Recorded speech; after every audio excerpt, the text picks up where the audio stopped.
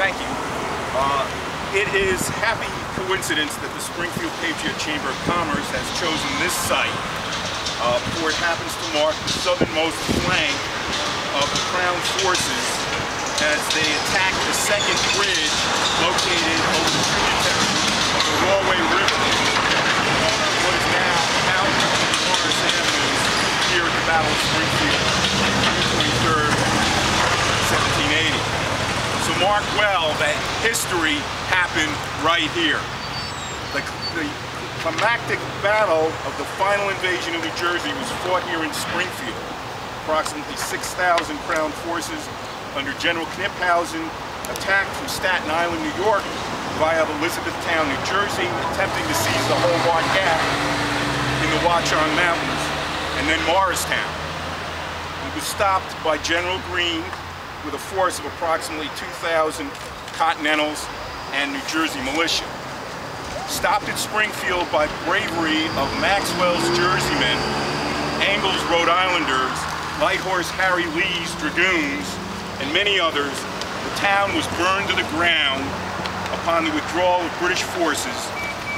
When studying the American Revolution, only a handful of towns and communities were burned to the ground by the British in an act of terror to militarily intimidate the population. Lexington and Concord were not. Springfield was. Background to the battle in 1780, the War of Independence had been going on for 5 years, 5 long years. Continental currency had become worthless, and the phrase "not worth of continental" entered the English language. The winter of 1780 was the coldest of the entire 18th century. Washington's army nearly starved to death in Jockey Hollow, suffering more than anything seen at Valley Forge. Conditions were so bad that mutinies broke out and continued throughout the spring. In New York City, William Franklin, Benjamin Franklin's illegitimate son and the last royal governor of New Jersey, campaigns to attempt to regain New Jersey for the crown. When, on May 12th, Sir Henry Clinton implemented his southern strategy by seizing Charleston, South Carolina, the American Revolution teeters on the brink of disaster. Lieutenant General Baron Wilhelm von Kniphausen, left in charge of the New York garrison, is goaded into making a thrust for Morristown to end the war. The final invasion begins with the Battle of Connecticut Farms on June 6, 1780. General Kniphausen looking for an easy war-ending victory, launched an attack from Staten Island to seize the strategic Hobart Gap in the Watchung Mountains, the last defensible position between New York City and Morristown.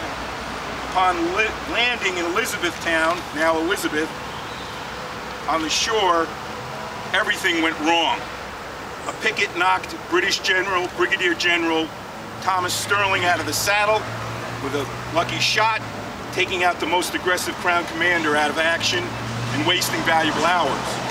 Colonel Elias Dayton of the 3rd New Jersey Regiment retired to the defensible village of Connecticut Farms, now today's Union, New Jersey, was joined by Brigadier General William Scotch Willie Maxwell and the rest of the Jersey Brigade. In the meantime, the Jersey militia begin to turn out to support the Continentals. They skirmish on the flanks of the enemy and help defend the ravine east of town. Finally outnumbered, the Jersey Brigade stages a fighting retreat back to the bridge over the Rawway River at Springfield.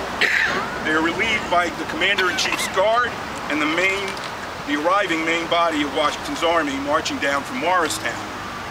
Having failed to take the Hobart Gap, Kniphausen learns that Clinton and a large part of the victorious Carolina army is about to return to New York City.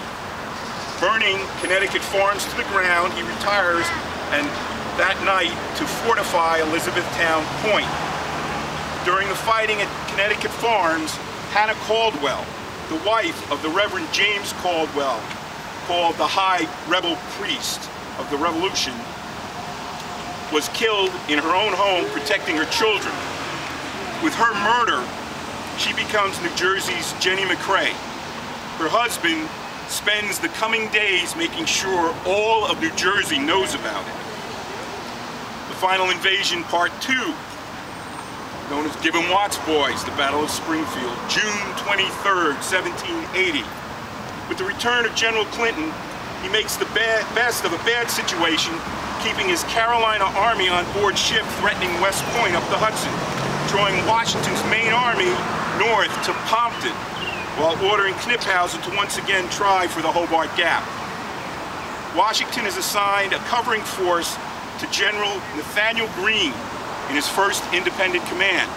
Foretelling the future in the South, he prepares a defense in depth with the few troops he has on hand.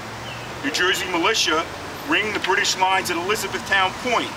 Dayton's 3rd New Jersey backed them up from Elizabethtown to Connecticut Farms. Lee's Legion holds the ground from Connecticut Farms to the Vauxhall Road Bridge over the Rahway River to the north in today's Milburn, and they're backed by Ogden's 1st New Jersey. The key Springfield Bridge on Galloping Hills Road, today's Morris Avenue, is held by Colonel Israel Engel, 2nd Rhode Island Regiment, and supported at the 2nd Bridge by Shreve's 2nd New Jersey Regiment. The gap is defended by Maxwell and the 4th New Jersey, plus the rest of Brigadier General John Stark's brigade, Jackson's Massachusetts, and Webb's Connecticut regiments. This time, knowing the ground well, Knyphausen brushes aside the militia, thrusts towards Connecticut Farms, and as the alarm spreads, the New Jersey militia swarms like bees to attack the flanks of the advancing invaders. Knyphausen is delayed by Dayton's fighting retreat, but outflanks Connecticut Farms' position by sending British General Edward Matthews up Vauxhall Road. The 3rd New Jersey fights its way back to the Springfield Bridge, where, almost out of ammunition, it is relieved by the 2nd Rhode Island Regiment, supported by one lone cannon commanded by Captain Thomas Thompson. Engel's Rhode Islanders hold off the main attack of the British Army 5 times their number for 25 minutes. Thompson is killed and his gun disabled. The British 37th and 38th Regiments, supported by Hessian Jaegers, storm the bridge. The 2nd Rhode Island fights its way back to the 2nd Bridge and the support of the 2nd New Jersey. Unable to hold, they retire to Greene's headquarters at Bryant's Tavern, right in the short hills of the Hobart Gap. During the height of this battle, the Reverend Caldwell took the old Watts hymnals from the First Presbyterian Church and gave them to the troops for wadding and cartridge paper, shouting, "Give 'em Watts, boys, put Watts into it." In the meantime, General Matthews is delayed by Major Light Horse Harry Lee, who, with Ogden, attempt to hold the Vauxhall Bridge. The attack is led by the Queen's Rangers, the New Jersey Volunteers, and the British Guards. Flanked by the famed Queen's Rangers under Lieutenant Colonel Simcoe, they fight their way back to the Short Hills and the Hobart Gap, where they're reinforced by Stark's brigade. Not willing to pay the price for storming the heights once having failed to break through the Hobart Gap, and not drawing Washington's main army from behind the Watchongs or within striking distance of West Point, Knyphausen withdraws completely from New Jersey. As they go, Loyalists burn Springfield to the ground as they did Connecticut Farms.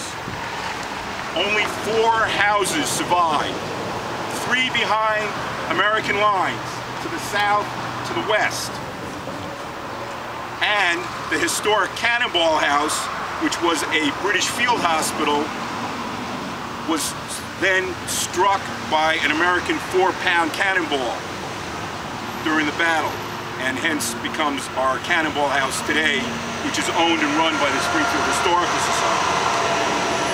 Although the Americans saw 2 towns burned, the British never attempted to invade New Jersey again. The Hornet's Nest was well remembered by Clinton next year when Washington and Rochambeau marched for Yorktown. So as I close, please note the time on our new Patriot Park clock. For if you were here 230 years ago, the town of Springfield the centerpiece of the First Presbyterian Church would have been in flames before you. It took our ancestors 14 years to rebuild and recover and finally incorporate this town in 1794. Let us never forget their sacrifice for freedom, the sacrifice which each succeeding generation has been called to defend to keep our country free. Thank you.